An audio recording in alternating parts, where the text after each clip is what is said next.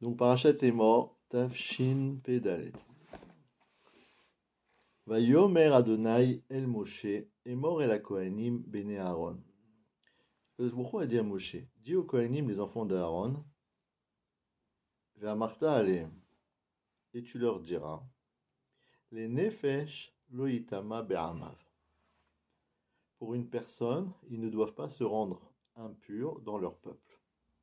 De quoi s'agit-il? Il s'agit d'une mitzvah qui incombe particulièrement aux Kohanim, les descendants de Aaron. Et quelle est cette mitzvah? Ils n'ont pas le droit de se rendre impurs pour une personne qui est décédée. Quelqu'un qui est nefesh, qui est métamé. Si elle est vivante, elle n'est pas métamée. Donc, si elle est niftar, elle est métamée. Et on nous dit loïtama be'amav. Rashi dit que ça veut dire le mot be'amav. Ça veut dire que tant qu'il est dans son peuple, le Kohen n'a pas le droit de se rendre impur pour lui. Quand est-ce qu'on l'appelle qui n'est pas dans son peuple et que le Kohen a le droit de se rendre impur? Alors c'est dans un cas où il n'y a personne pour s'occuper de lui. Quelqu'un, il va dans un champ perdu, il trouve là-bas un cadavre, et qui va s'occuper de l'enterrer? Personne ne sait qu'il est là, personne ne sait qu'il est mort, donc c'est à lui de s'en occuper. Alors on appelle ça qu'il n'est plus dans son peuple, il est séparé du peuple. On appelle ça aussi Met Mitzvah. Et Met Mitzvah, la Torah, elle a autorisé un Kohen de s'en occuper.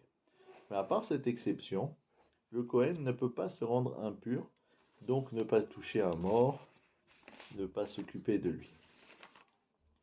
Alors la difficulté dans le verset, bien évidemment, c'est qu'est-ce que ça veut dire Ve'amarta aleim?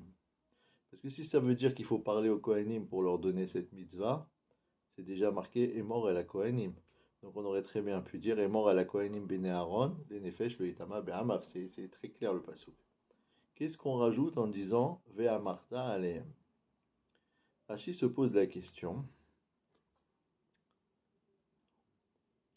Emor ve'amarta, c'est le premier Rashi. Emor ve'amarta. Pourquoi il y a marqué dis-leur et tu leur diras? C'est marqué deux fois. Les hazir gedolim ala ketanim. C'est pour avertir les grands au sujet des petits. Alors, il dit cité Chachamim, Delo ayalo lirtov ela emor ela kohanim. Ça aurait suffi largement d'écrire dit au kohanim. Et la emor le hazir et atzman. Donc le lemor, c'est pour les avertir eux-mêmes. Va marta aleem. La répétition, va marta aleem.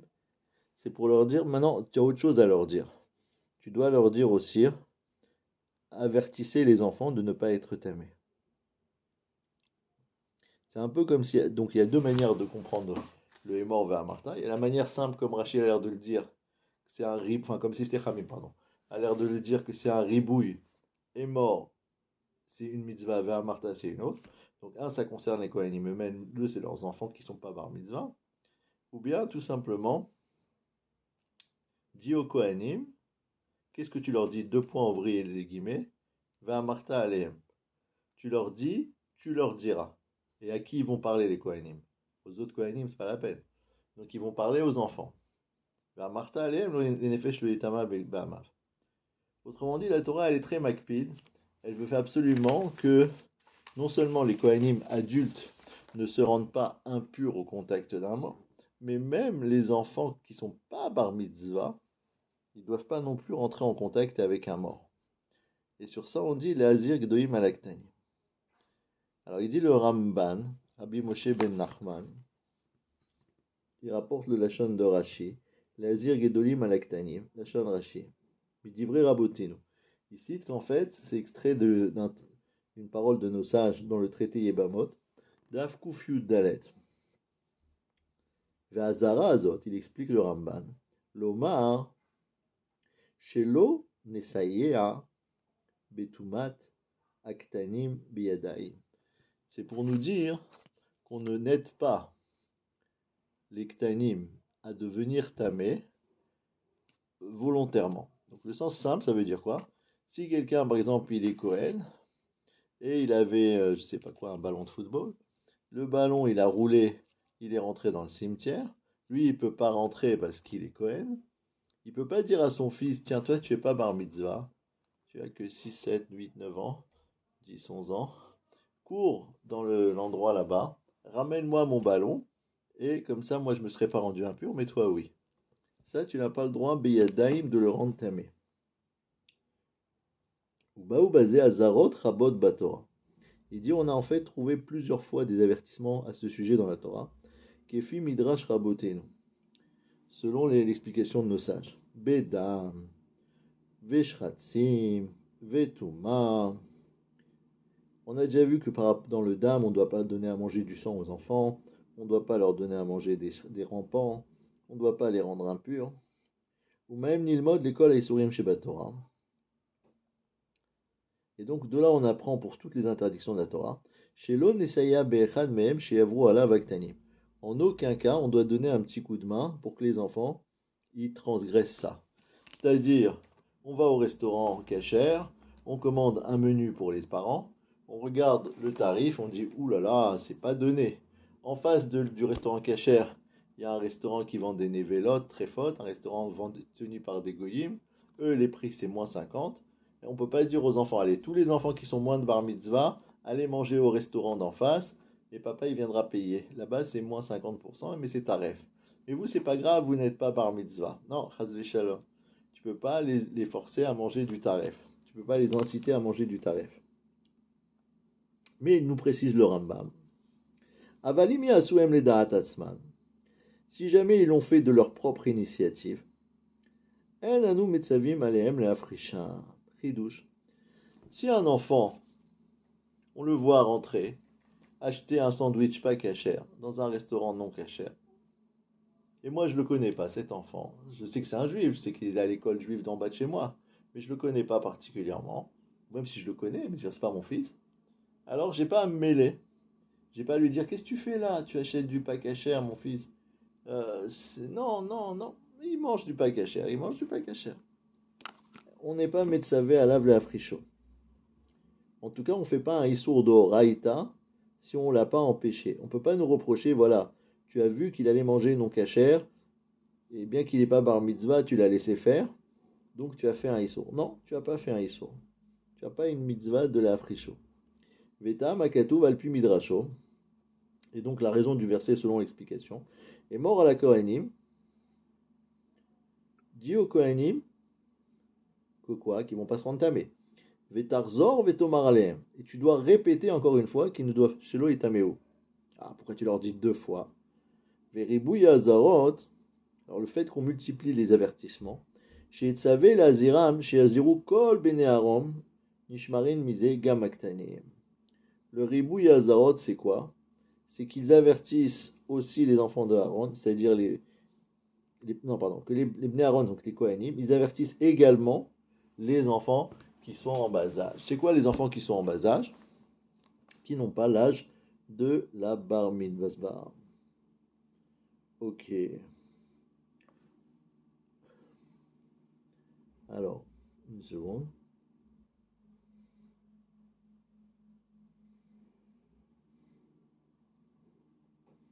Alors la question que je me pose ici, c'est est-ce que les Kohanim, ils rentrent dans le même clan que toutes les autres Averot, de la même manière que si un Katan, il est au Chel Nevelot, le Bedin n'est pas Mouzar, là à zéro. Et pareil, si un Kohen se rend tamé, ben on le laisse se rentamer s'il n'est pas bar mitzvah. Ou bien est-ce qu'on a voulu dire que partout ailleurs c'est comme ça, mais que dans le cas des Kohanim, c'est pire. Il faut faire en sorte qu'ils ne se rendent pas tamés. Et c'est pas simplement que s'ils ont fait les Da'at Atzman, c'est même, les en empêcher. C'est même les en empêcher. Mais le Ramban, il n'a pas l'air de dire qu'il y a un chidouche de plus ici qu'ailleurs. Il dit simplement on ne doit pas les forcer à devenir tamés, et c'est tout. Donc par exemple, si une dame, elle est mariée à un Kohen, en tant que Eshet Kohen, elle n'a pas de Issour, elle, de rentrer dans un Bet Akvarot, de rentrer dans un cimetière. C'est seulement les hommes qui n'ont pas le droit de se rendre impurs. Donc si maintenant elle a un Yortzeit de quelqu'un de sa famille, et elle veut absolument se rendre au cimetière, elle a le droit. Mais si elle a des enfants en bas âge, en dessous de la bar mitzvah, et qu'elle va remettre s'ils sont au-dessus de la bar mitzvah, elle n'a pas le droit de les amener avec elle. Ok. Donc de là, la Torah, elle nous a donné l'importance, en tout cas par Beremez, par allusion, de la mitzvah de Chinour. Puisqu'on peut pas, on doit pas donner à manger taref aux enfants, on ne doit pas leur faire manger du dam, on ne doit pas les rendre impurs s'ils sont kohanim. Ça veut dire qu'il faut les habituer déjà petits de ne pas faire ce issour. A priori, c'est une mitzvah de chinour. Pourquoi? Parce que si tu veux dire que c'est un issour, le katan, lui, il n'a pas de issour. Étant donné qu'il n'est pas bar mitzvah, il n'est pas tour mina mitzvot. Même s'il est rentré dans un cimetière, même s'il a mangé du chazir, tant qu'il est katan, il n'est pas tour mina mitzvot. On n'a pas dit que c'est bon pour sa neshama, mais en tout cas, il n'a pas fait un issour de la Torah. Quand est-ce qu'il fait un issour de la Torah? Quand est-ce qu'il devient bar onshim, bar chiyuv? Quand est-ce qu'il devient susceptible de transgresser? C'est uniquement quand il atteint la bar mitzvah. Katan en lo da'at. Un katan, il n'a pas d'esprit. Alors c'est vrai qu'on a vu que Moshe Rabbeinu, il voulait pas allaiter des Égyptiens parce que la bouche qui allait parler avec la Shrina, il voulait pas se rendre impur avec un lait tamé. Tout ça, c'est un hidur mitzvah. Mais s'il avait bu du lait de la mitzrite, il n'aurait pas fait un issour. Mais la Torah veut qu'on fasse attention aux générations des enfants. Pourquoi? Qu'est-ce qu'ils ont de spécial, ces enfants? C'est qu'ils n'ont pas de da'at encore, ils n'ont pas d'esprit.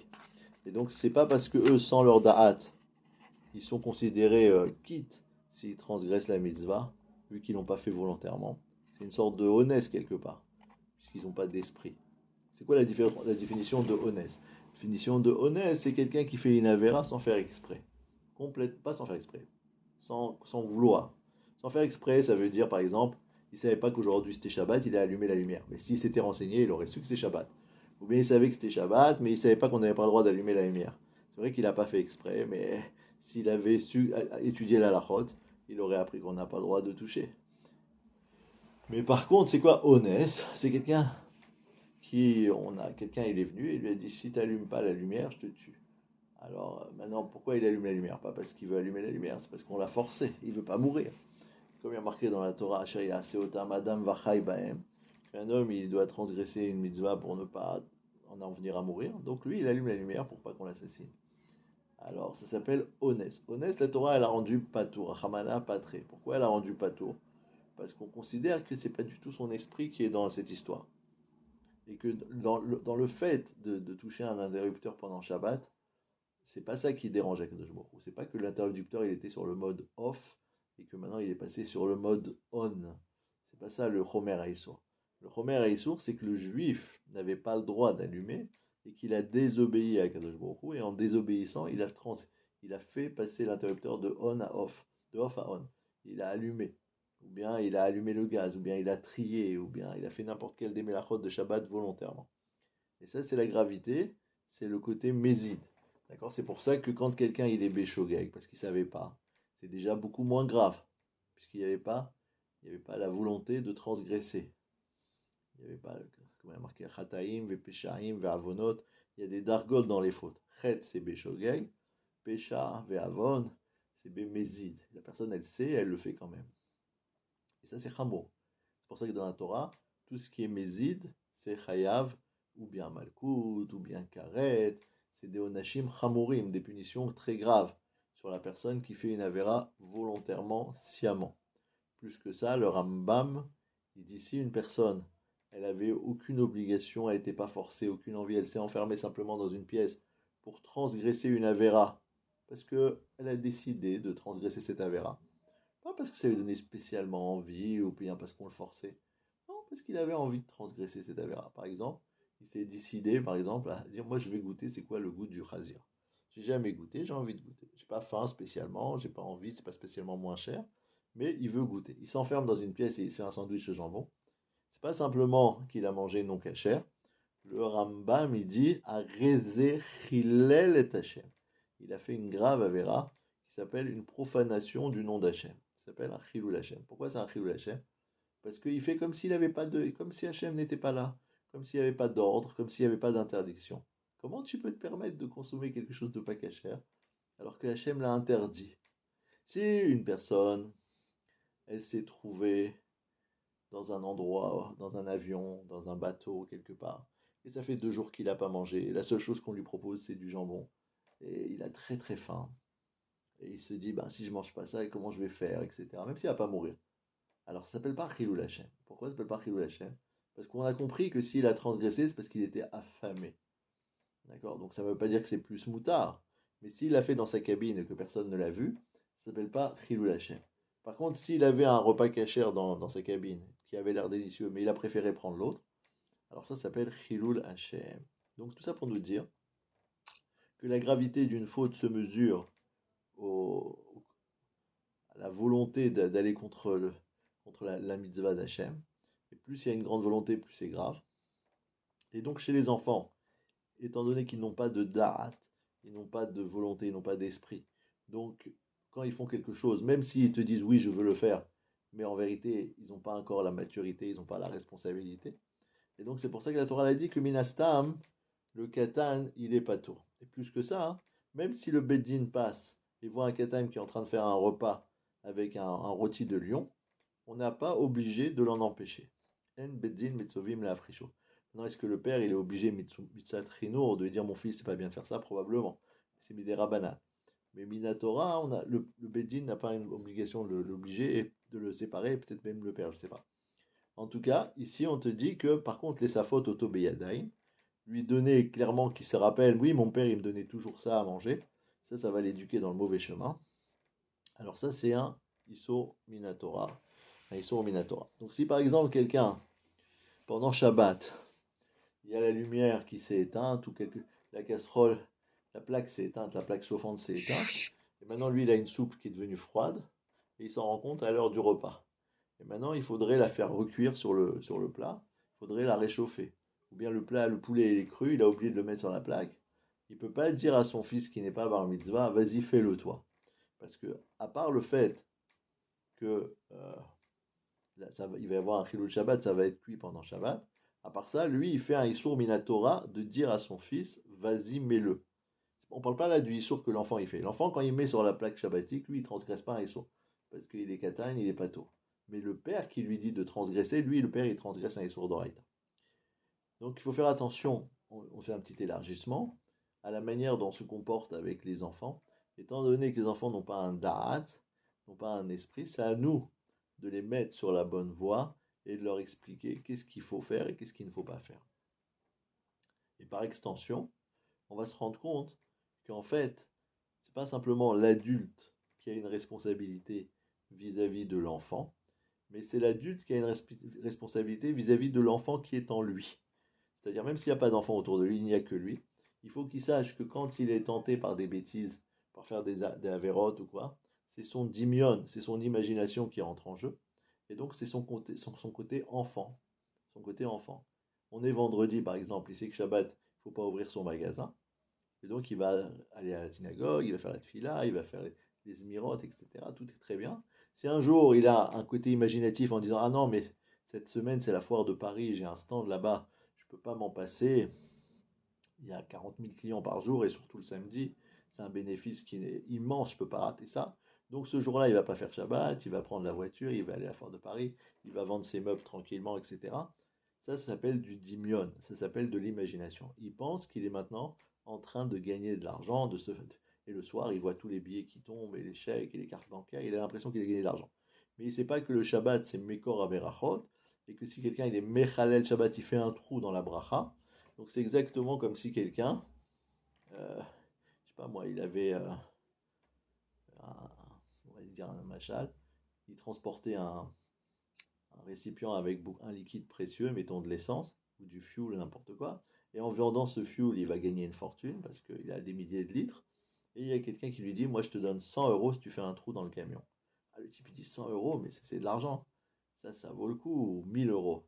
Alors qu'est-ce qu'il fait? Il fait un trou dans le camion, il continue à rouler. Qu'est-ce qui va se passer? Il va perdre toute sa cargaison. Ah, il a l'impression qu'il a gagné de l'argent, mais c'est rien, il pouvait gagner 10 000 en vendant son liquide, et maintenant il a 1000 dans la poche, donc il a perdu 9 000. C'est pareil. Quelqu'un, il a gagné quelque chose en travaillant Shabbat, il voit de l'argent frais dans les poches, mais en fait, c'est du dimion, c'est de l'imagination, puisque la Torah, elle a interdit de travailler Shabbat, donc il n'y a aucune bracha là-dedans, et l'argent qu'il a gagné, il le perdra d'une manière triste. il sera obligé de faire ci et faire ça, et ça va lui coûter. Si c'est pas aujourd'hui, c'est demain, etc. Mais ça arrivera un moment qu'il va perdre cet argent, et c'est dommage qu'il a gagné en faisant une avéra. Tout ça pour nous dire qu'une personne qui transgresse n'importe quelle avéra que ce soit, c'est la suite du chet d'Adam à Rishon, Adam le premier homme. Que quand il a consommé le Hetzadak, qui c'est qui lui a fait consommer? C'était Chava. Et Chava, qui est-ce qui lui a fait consommer? C'était le Nachash. Et les Mefarshim, ils expliquent là-bas, le serpent qui est venu et qui lui a dit, mais non, tu peux manger, ne t'inquiète pas, au moment où tu vas manger, tu vas avoir ceci et cela, vous serez comme Hachem, vous aurez les yeux ouverts, etc. Kitsour, il lui a vendu du vent, il lui a donné de l'imagination, et les Mefarshim, ils disent que ce serpent-là, il représente dans la symbolique le dimion, l'imaginaire dans la personne. Et plus la personne, elle est maître et elle domine ce côté imaginaire dans sa personne, plus il a un sechel, et plus il a une logique, et plus il peut lutter contre les avérotes. D'accord, il y en a qui se demandent, mais comment se fait-il que les gens ils soient tellement stupides pour se laisser happer par des propagandes, des gens qui leur mentent, qui leur disent des choses fausses, avec des fausses nouvelles, etc. C'est parce que c'est des gens idiots. S'ils étaient un peu intellectuels, ils sauraient qu'on se moque d'eux et qu'on veut leur vendre n'importe quoi. C'est vrai, c'est pas vrai. C'est vrai parce qu'effectivement, quand quelqu'un il est intelligent, il voit la propagande, il voit que les gens qui veulent lui mentir. Mais c'est pas forcément vrai à 100% non plus. Parce que même l'intellectuel, pour lutter contre le dimion, il a besoin de faire un effort. Il a besoin d'avoir une concentration, etc. Et parfois, la personne ne veut pas faire cet effort. Et il préfère retomber dans l'enfance qui est en lui, dans le côté petit qui est en lui, et se dire, bah oui, pourquoi pas voyager, pourquoi pas aller au bord de la mer, rester comme ça, les orteils en éventail, des heures durant à bronzer, etc. Ah, c'est dangereux, il faut mettre de la crème solaire, il y a des maladies de la peau, etc. Il pense pas à tout ça, il pense pas. Lui, il pense à se détendre. Ah, c'est Bitul Torah, et pendant ce temps-là, il aurait pu étudier des dapim entiers, des pages de Gemara. Il aurait eu un srar extraordinaire dans le Olam Haba sur l'Imoud Torah. Ah, il pense pas à tout ça. Lui, il a envie de descendre dans son côté imaginaire, dans son côté enfant, et petit à petit se laisser tenter. Donc, quelle que soit la personne, quel que soit son niveau intellectuel, qu'il soit un génie, ou qu'il soit un imbécile. Dans les deux cas, il a une frontière entre lui et le Dimayon qu'il ne doit pas dépasser. Et il a envie de glisser et de se laisser prendre par cet imaginaire qui est en lui. Et donc la Torah, elle dit toujours les Hazir Gedolim Alaktanim. Ceux qui sont grands, ceux qui sont au rang de l'intellect, au rang de la réflexion, au rang du Sechel, ils doivent, comment dirais-je, en profiter, les Hazir Alaktanim, avertir les plus petits. Là, j'aimerais bien extrapoler, bien que ce n'est pas marqué ça particulièrement dans la paracha, mais c'est ce qui ressort dans la notion de moussar, de morale de cette paracha, c'est justement l'étude du moussar. C'est quoi le moussar? C'est quoi la morale juive? Il y a des tonnes de livres qui ont été écrits pour redresser la personne. On va commencer par le Sefer Michelet, Sefer Kohelet, des Sfarim de Shlomo Ameler, qui sont là pour nous remettre sur le droit chemin. Mais après, beaucoup de Sfarim, Sha'ar Tshuva, Mesilat Yesharim, et ainsi de suite, le Pele Yoetz, ça ne manque pas assez faire, Ira de Rabbeinu, Yonam, et ainsi de suite. Il y a des dizaines de Sfarim qui sont là et qui sont faits pour nous apprendre la morale juive. Et les Rabbanim insistent sur le fait que une personne qui ne passe pas au moins 5 ou 10 minutes par jour à étudier ce genre de Sfarim, il est certain qu'il est tous les jours dans la déviance et qu'il oublie les bons comportements. Pourquoi? Parce que ce qui a marqué dans ces Sfarim, comme nous dit le Messilat Yesharim, Achibur Razé Lochibarti Lamed Lanashim, Varim Shelo Yedoim Lahem, je ne me rappelle pas exactement de la chose, c'est cet ouvrage, je ne l'ai pas écrit pour apprendre aux gens des choses qu'ils ne savent pas. Parce que tu vas voir que dans mon livre, tu ne vas pas trouver aucun chidouche particulier, et la majorité des choses, les gens le savaient déjà et le connaissaient. Mais simplement, Milta Delav Rami Ale de Inish Lavadat, et une chose que la personne ne s'est pas rappelée récemment, n'a pas mis sur lui une obligation de rappel récente, alors il ne l'a plus à l'esprit. D'accord? Si par exemple quelqu'un, je ne sais pas moi, quelques rendez-vous qu'il ait, si on lui avait dit ce rendez-vous il y a 4 ans, il y a 5 ans, il risque fort de l'avoir oublié. D'accord? Et vous connaissez le proverbe même heure l'année prochaine. Ça veut dire on se retrouve au même endroit, même heure, mais l'année prochaine. Mais en un an, on attend d'oublier. Par contre, si la personne elle a reçu un appel sur son téléphone tous les quarts d'heure, depuis 2 jours avant le rendez-vous, en lui disant attention, attention, n'oubliez pas, ben, il ne va pas oublier, normalement. Alors c'est la même chose. Il y a beaucoup de notions de droiture, de ne pas voler, de ne pas mentir, de faire attention à ci et ça, qu'on connaît, qui sont existantes dans notre subconscient, parce qu'on les a appris quand on était petit, en termes à l'école, où on les a assimilés d'une manière ou d'une autre par des sfarim, par des amis, par des comportements, par l'exemple de nos rabbanim, de nos haverim, etc. Mais si on ne les a pas devant nous, eh ben on les oublie. Et c'est ça la notion de moussard. Moussard, ça veut dire comme un tuteur, quelque chose qui nous redresse, qui nous rappelle à l'ordre en permanence. Par exemple, tout le monde sait qu'on n'a pas le droit de dire de la médisance et du lashon hara. Même si on ne connaît pas tous les détails des halachot qui sont dans le Sefer Hafetz Chaim, mais la notion générale que se moquer de quelqu'un, le rabaisser, lui faire honte, ou dire du mal de lui, ou dire des propos qui vont lui apporter un dommage quelconque, tout le monde sait que c'est assourd. Pourtant, en pratique, la Gemara dit Vikulam be'avak lashon hara. Il n'y a pas une personne qui échappe à ce qu'on appelle la poussière du lashon hara. Ça veut dire laisser passer une petite allusion, une moquerie, quelque chose qui rabaisse. On ne parle pas de quelqu'un qui fait quelque chose de très grave. Par exemple, on lui dit est-ce qu'on peut se marier avec un tel? Qu'est-ce que tu me penses? C'est quelqu'un de bien pour un chidour, etc. Et lui fait un mouvement comme ça y est, il peut tuer une personne. La personne qui aurait dû se marier avec cette personne, son chidour ne va pas avoir lieu parce qu'on a dit ça veut dire ça vaut pas le coup, c'est quelqu'un de pas bien, c'est un bidon, et on va lui gâcher sa vie, etc. Pareil, un tel, est-ce que tu penses que je peux le mettre Magitchio? Est-ce que tu penses que je peux le nommer